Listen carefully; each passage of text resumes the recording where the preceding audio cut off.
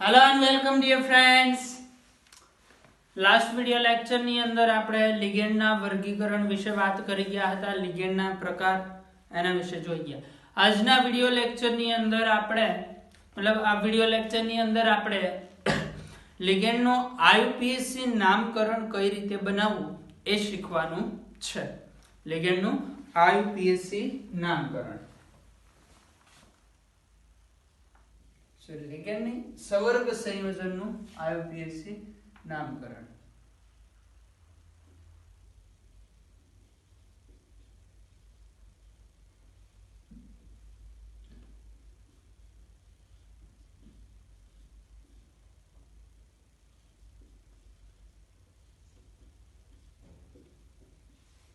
સવર્ગ સંયોજનનું આઈયુપીએસી નામકરણ.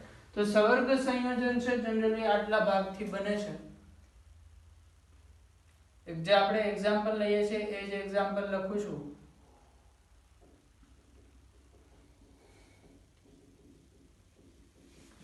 આ જે એક્ઝામ્પલ છે આની અંદર સવર્ગ સંયોજન, એક તો પ્રતિઆયન, સીએમએ, લિગેન્ડ, આ ત્રણ વસ્તુના આમાં નામ લખવાનું આવશે. સવર્ગ સંયોજનનું નામ આખું કમ્પ્લીટ કઈ રીતે થાય, એના રૂલ, એના એક્ઝામ્પલ એ તો આપણે નેક્સ્ટ લેક્ચર ની અંદર ચર્ચા કરીશું. એ આજના વિડિયો ની અંદર નહીં આવે, એ નેક્સ્ટ વિડિયોમાં ચર્ચા કરીશું. આ વિડિયો ની અંદર માત્ર આપણે સીએમએ નું નામ કઈ રીતે લખાય, લિગેન્ડ નું નામ કઈ રીતે લખાય એની વિશે વાત કરી શકો. તો આની અંદર પહેલા જે ટોપિક જોવાનો છે એ છે સીએમએ નું નામકરણ, કે સીએમએ સેન્ટ્રલ મેટલ એટમ નું નામકરણ કઈ રીતે થાય. તો સેન્ટ્રલ મેટલ એટમ નું નામકરણ બે રીતે થઈ શકશે. એનો આધાર છે સવર્ગ સ્પીસીઝ ઉપર કેવો વીજભાર છે. આધાર શેના ઉપર છે? સવર્ગ સ્પીસીઝ, એટલે આ જે કાઉન્સ છે, કાઉન્સની ઉપર કેવો વીજભાર છે એના ઉપર ડિપેન્ડ કરે છે. જો સીએમએ છે હંમેશા ધન વીજભારિત હશે, ઋણ વીજભારિત નહીં હોય. બરાબર? સીએમએ મોસ્ટલી પોઝિટિવલી ચાર્જ એટમ હશે. સીએમએ એના ઉપરનો વીજભાર નથી જોવાનો. સીએમએ નું નામકરણ કરવા માટે આપણે શેના ઉપરનો વીજભાર જોશું? જે સવર્ગ સ્પીસીઝ, મતલબ ચોરસ કાઉન્સ છે, ચોરસ કાઉન્સ ઉપર કેવો વીજભાર આવશે એ. પહેલો નિયમ આની અંદર, પહેલું, સવર્ગ સ્પીસીઝ પર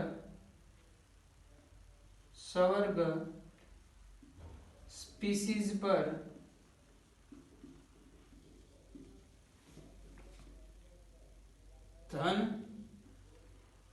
કે શૂન્ય વીજભાર હોય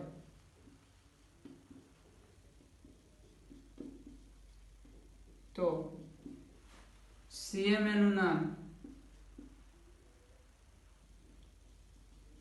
મૂળ નામ પ્રમાણે જ લખવું.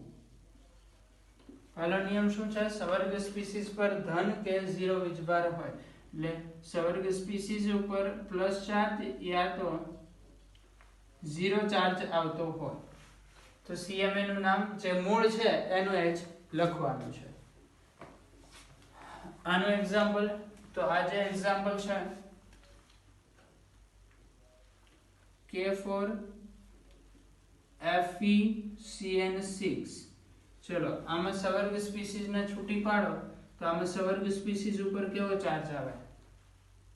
સોરી, આમાં ઋણ ચાર્જ આવશે. બીજું એકાદું એક્ઝામ્પલ લઈએ જેમાં સવર્ગ સ્પીસીઝ ઉપર ધન વીજભાર આવતો હોય.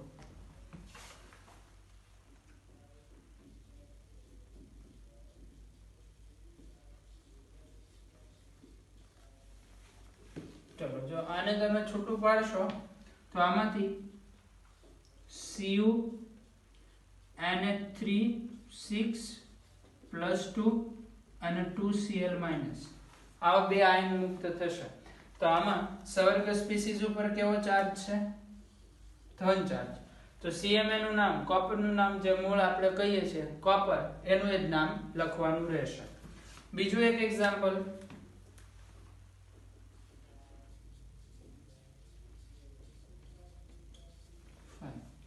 અત્યારે જે કઈ ડિટેલ્સ લખાવું એ યાદ રાખવાની છે, અને પછીનો નેક્સ્ટ જે વિડિયો આવશે એમાં ડિટેલ કઈ રીતે એપ્લાય કરવી એ શીખશું એટલે અત્યારે આમાં તમારે જે કઈ કન્ફ્યુઝન હોય ને એ બધું ઓટોમેટિક ક્લિયર થતું જશે જેવું આને એપ્લાય કરશો એટલે.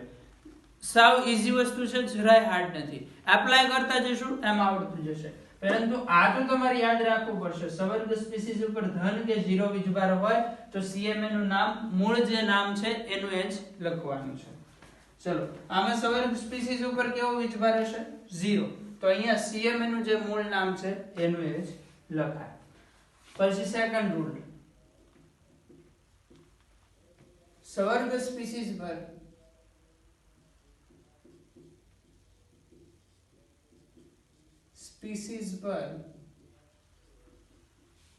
ઋણ વીજભાર હોય, મતલબ આ જે ચોરસ કૌંસ છે એના ઉપર ઋણ વીજભાર હોય તો CMA ના નામ પાછળ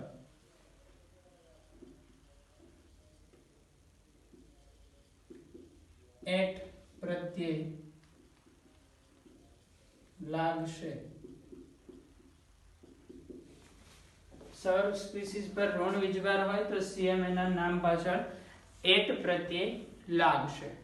ઓકે, તો આ પણ ખ્યાલ રાખશું. આનો એક્ઝામ્પલ જોઈ લઈએ આપણે. એક્ઝામ્પલ છે K4 FeCN6. જો આને તમે છૂટું પાડો તો 4K પ્લસ આયન અને FeCN6 માઇનસ 4 આયન છૂટા પડશે. જો આમાં Fe નો કે અહીંયા કોપર નો વીજભાર આપણે જોતા નથી, એના ઉપર જે વીજભાર હોય એનાથી આપણને કોઈ મતલબ નથી. મતલબ શેના ઉપર છે?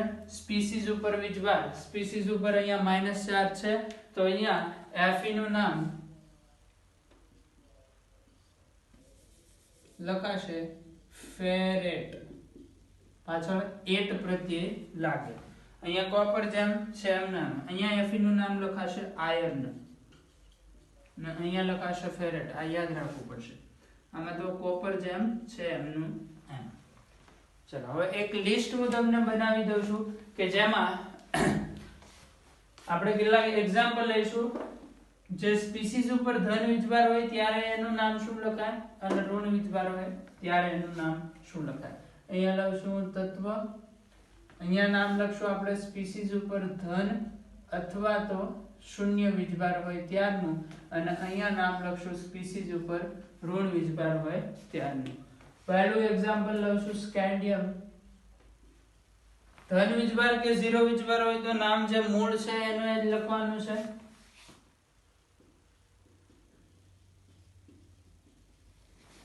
જો સ્પીસીસ ઉપર ઋણ વીજભાર હશે તો આનું નામ થઈ જશે સ્કેન્ડેટ. છેલ્લે એટ પ્રત્યય આવશે. નામ યાદ રાખવા પડશે. પછી બીજું એક્ઝામ્પલ TI.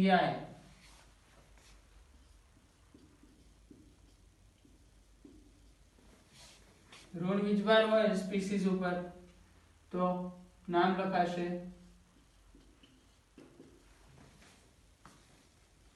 બરાબર. આ નામ યાદ રાખવાના છે દરેક. સ્પીસીસ ઉપર ધન કે zero, vanadium, vanadate, chromium,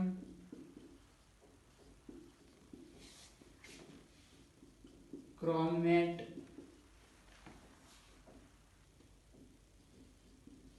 manganese, મેંગેનેટ,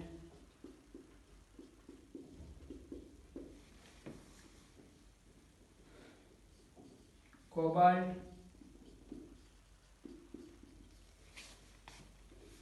તો એનું લખાશે કોબાલ્ટેટ,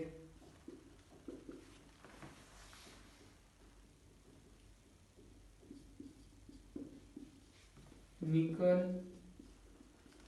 એનું લખાશે નિકલેટ,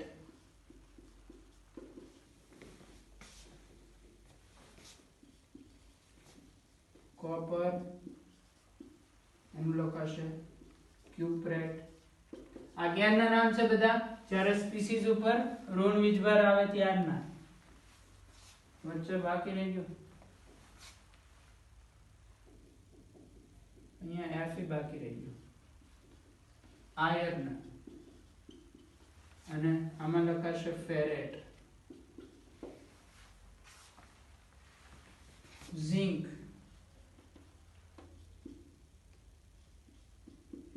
ને આમાં લખાશે ઝિંકેટ.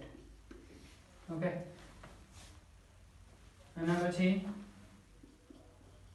એજી, જ્યારે સ્પીસીઝ ઉપર ધન કે ઝીરો વીજભાર હોય ત્યારે એનું નામ થાય સિલ્વર, અને આમાં નામ થશે આર્જેન્ટેટ.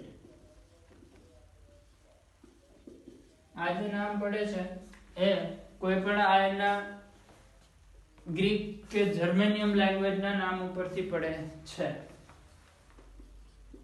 EU ગોલ્ડ, અને અહીંયા નામ આવશે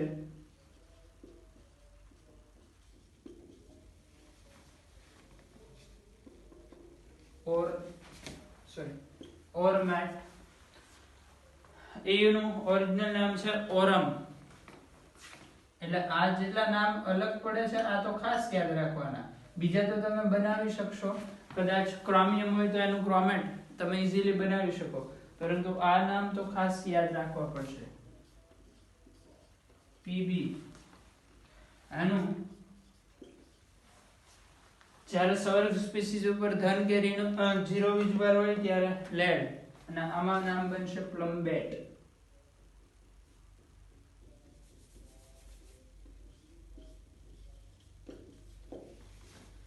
ઓકે, તો આ CMA ના નામકરણ આ રીતે થશે. જ્યારે આપણે આખું સવર્ગ સંયોજનના નિયમો ભણશું ત્યારે આખું સવર્ગ સંયોજનનું નામ બનાવતા શીખશું, પરંતુ અત્યારે ખાલી આટલું યાદ રાખવાનું છે. આ પ્રકારે સવર્ગ સ્પીસીઝ ઉપર જો ઝીરો કે ધન વીજભાર હોય તો નામ જે છે એના એ રહેશે, અને સવર્ગ સ્પીસીઝ ઉપર ઋણ વીજભાર હોય તો આ રીતે પાછળ એટ પ્રત્યય વાળા નામ આવશે. ચલો નોટ કરો. ત્યાર પછી લિગેન્ડના નામ કઈ રીતે લખવા એ જોઈએ.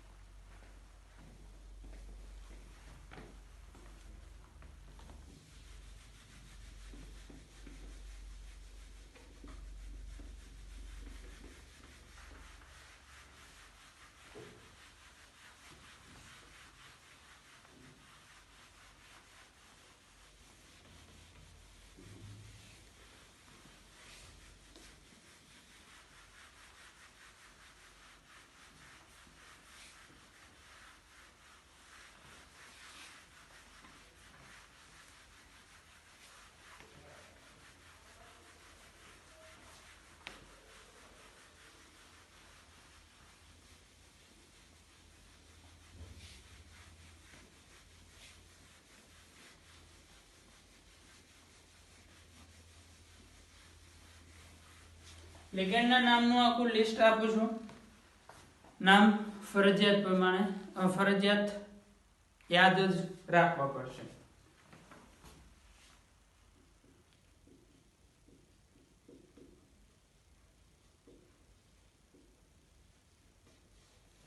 એમાં ત્રણ પ્રકારના આપણે લિગેન્ડ જોશું. એક છે ધન વીજભારિત લિગેન્ડ, બીજા તટસ્થ, અને લાસ્ટમાં આવશે ઋણ વીજભારિત લિગેન્ડ. તો ચલો પહેલા જોઈએ છે ધન વીજભારિત લિગેન્ડ.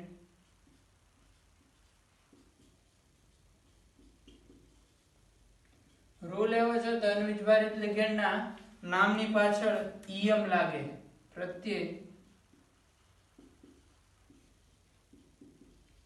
ઈયમ.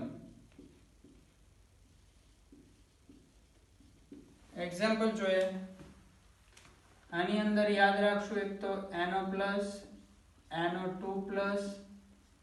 NH2, NH3+. આનું નામ છે નાઇટ્રોસોનિયમ.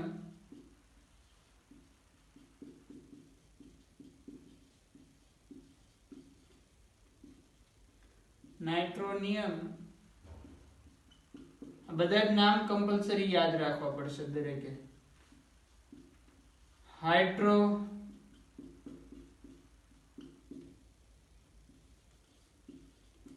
આનું મૂળ નામ છે હાઇડ્રોઝોન, સોરી હાઇડ્રેજિન, હાઇડ્રો નહીં પણ હાઇડ્રેઝિન, એમાંથી હાઇડ્રોઝોનિયમ.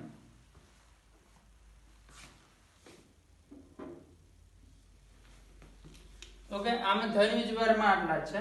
પછી તટસ્થ લિગેન્ડ.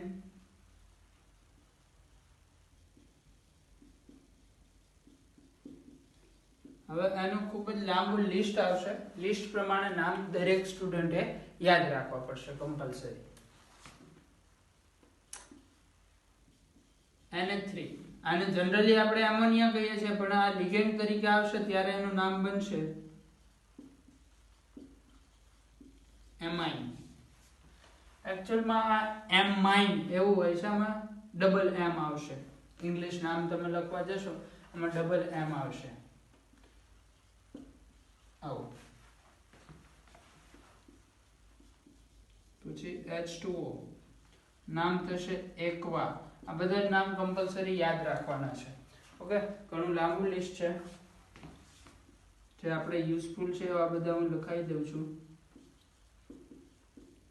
તટસ્થમાં જનરલી નામમાં ચેન્જ નથી હોતો. આવા 2-3 જ છે જેમાં ચેન્જ છે, બાકી તો જે તમે ભણો છો એના જ બધા આવશે.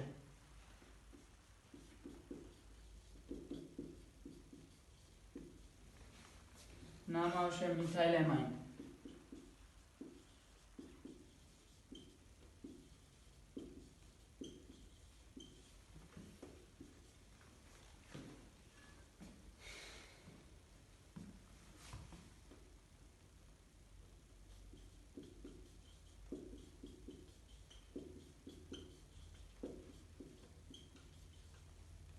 નામ છે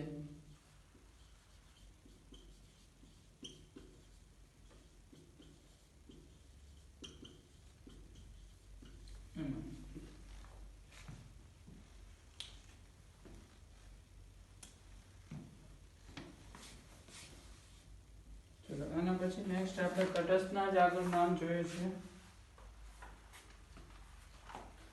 નેક્સ્ટ એક્ઝામ્પલ છે CO, નામ છે કાર્બોનાઇલ.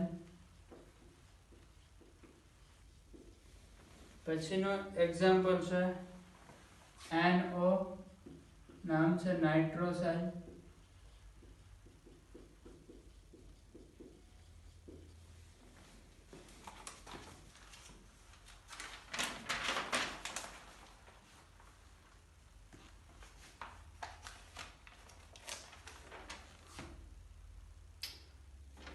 ઓકે, હજી એક લખી લે. આપણા માટે યુઝફુલ હશે એટલા જ આપણે લખશું. બધાની જોઈએ. નામ છે યુરિયા. આ થઈ ગયા તટસ્થ લિગેન્ડ. ત્યાર પછી લાસ્ટમાં આવશે ઋણ વીજભારિત લિગેન્ડ.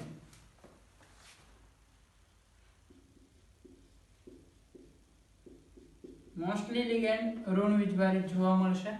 એના નામની પાછળ, ઋણ વીજભારિત લિગેન્ડના નામની પાછળ O પ્રત્યય લાગે છે.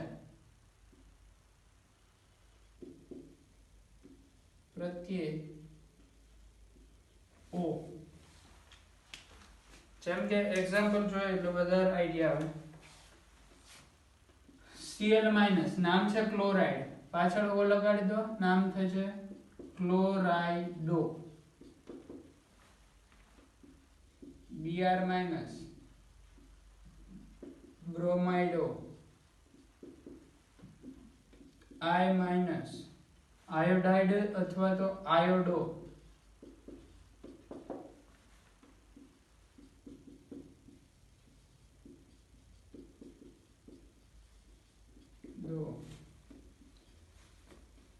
પછી ઋણ વીજભારિત લિગેન્ડમાં આવશે Cn-, સાયનાઇડો અથવા સાઈનો.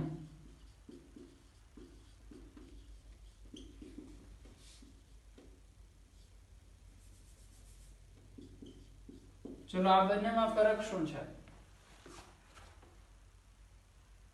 એકમાં કાર્બન છે એ સિગ્મા બંધ બનાવશે, એકમાં નાઇટ્રોજન સિગ્મા બંધ બનાવશે. આને આપણે કહીશું આઇસો સાઇનો અથવા સાયનાઇડો. ઓકે,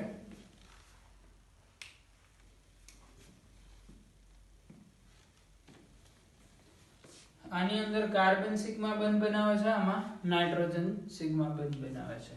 બીજું કે કેટલીક વાર બંનેને સાયનાઇડો કહેવામાં આવે છે. જો બંનેને સાયનાઇડો કહેવું હોય તો જ્યારે કાર્બન સિગ્મા બંધ બનાવતો હોય તો પાછળ આ રીતે બ્રેકેટમાં C લખવામાં આવે, અને નાઇટ્રોજન વાળું હોય તો પાછળ બ્રેકેટમાં N લખવામાં આવે. એટલે એક ટ્રેન્ડ આવો પણ છે, આ રીતે પણ લખી શકાય છે. આ ખ્યાલમાં રાખવું. પછી છે HCN- નામ છે થાયોસાયનાઇડો.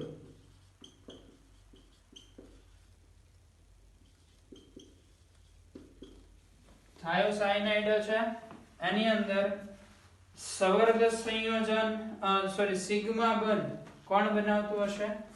સલ્ફર. એટલે આ રીતે પણ લખવામાં આવે છે પાછળ.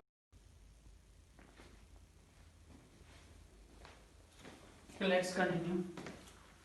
HCN- છે થાયોસાયનાઇડો. એમાં H- S સિગ્મા H છે એ સિગ્મા બંધ બનાવતો હશે. આની જગ્યાએ આમાં નાઇટ્રોજન પણ સિગ્મા બંધ બનાવી શકે. તો આને આઇસોથાયોસાયનાઇડો અથવા તો થાયોસાયનાઇડો N આવું પણ કહેવામાં આવે, અથવા તો બીજું નામ આઇસોથાયોસાયનાઇડો. ઓકે, બંને નામ અપાશે, જે ખ્યાલમાં રાખવું. ચલો એના પછી એક્ઝામ્પલ SO3-2. આયર્ન ને આપણે કહીએ છીએ સલ્ફાઇટ. નામ બનશે સલ્ફાઇટો. SO4-2 સલ્ફેટો. આવી જ રીતે બીજા બે એક્ઝામ્પલ લઈ શકીએ. NO3- નાઇટ્રેટ આયન છે નાઇટ્રેટો.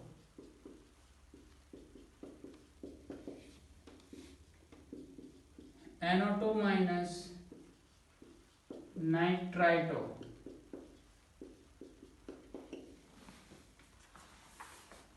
એના પછીનું એક્ઝામ્પલ છે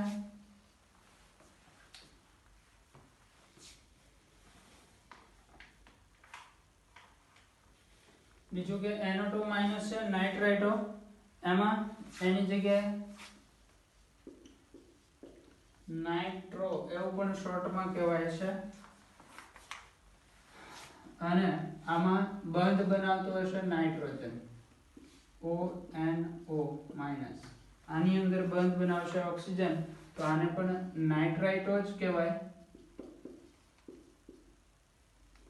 તો પણ અહીંયા કૌંસમાં લખાશે ઓક્સિજન. ધેટ મીન્સ કે બંધ કોણ બનાવે છે? ઓક્સિજન. પછીનું એક્ઝામ્પલ છે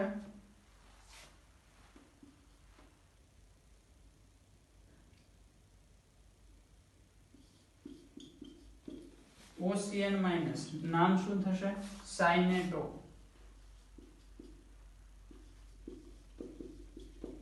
બંધ બનાવશે ઓક્સિજન. એના પછી અને આઇસોસાયનેટો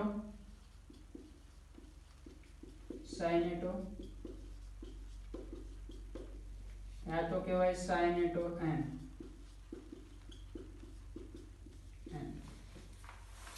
પછી બીજા છે ઘણા બધા એક્ઝામ્પલ, પણ આપણા માટે યુઝફુલ નથી. આપણે ખાલી આપણા માટે યુઝફુલ છે એવા જ એક્ઝામ્પલ જોઈશું. એક છે H2O3-2 થાયોસલ્ફેટ આયન છે, નામ બનશે થાયોસલ્ફેટો.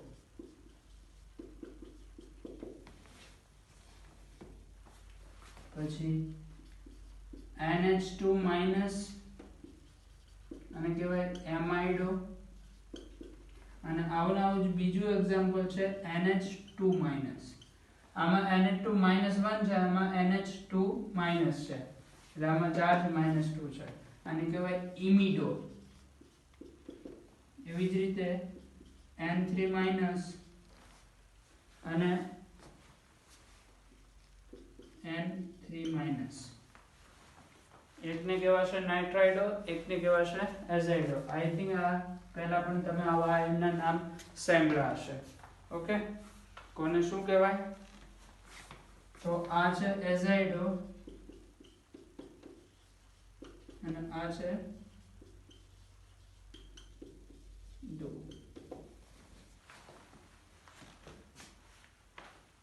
ચલો હવે બીજા એક બે નામ છે, અહીંયા લખી લઈએ છીએ આપણે. C2O4-2 ઓક્ઝિલેટ આયન છે, ઓક્ઝેલેટો.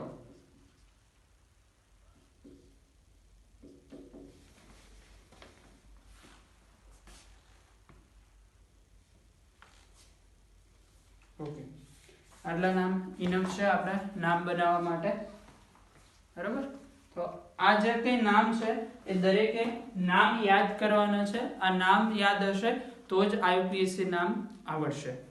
તો આ નામ યાદ કરી લેશું. નેક્સ્ટ વિડીયોની અંદર આપણે આઈયુપીએસસી નામ બનાવતા શીખીશું.